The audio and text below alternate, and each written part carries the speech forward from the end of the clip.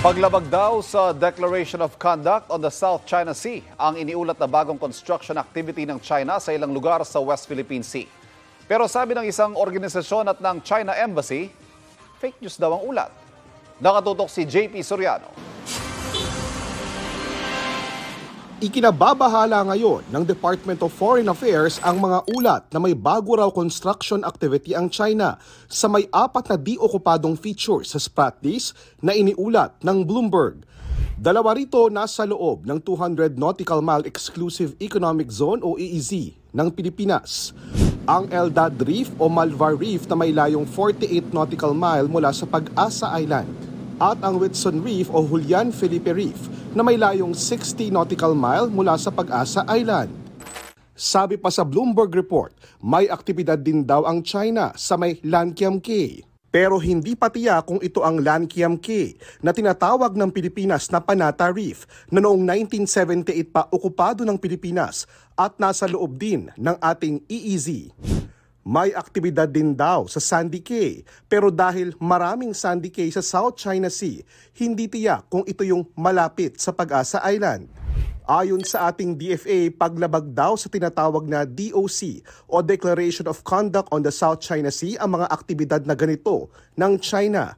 Ang DOC ay isang kasunduan sa pagitan ng China, Pilipinas at ibang bansa sa Southeast Asia na may inaangkin ding teritoryo sa South China Sea, kung saan sinasabi na dapat walang bansang gagawa ng anumang aktibidad o hakbang na makakadagdag ng tensyon sa rehiyon.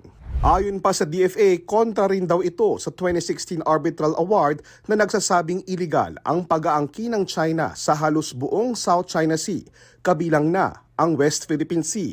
Ayon sa Bloomberg, mga Chinese fishing vessels ang nagdadala ng construction materials. Hindi malinaw kung pareho ito sa 20 namataan naman ng Western Command Forces ng AFP sa Sabina Shoal na bahagi rin ng Spratlys. Noong 2014 pa may report na may ilang feature sa South China Sea na patuloy na inaangkin ng China at nire-reclaim. Ayon kay Dr. J. Batong Bakal, isang maritime law expert, matagal ng concern ang pagdami ng mga maritime militia vessels ng China sa South China Sea na nakakaduda na kung ano ang ginagawa doon.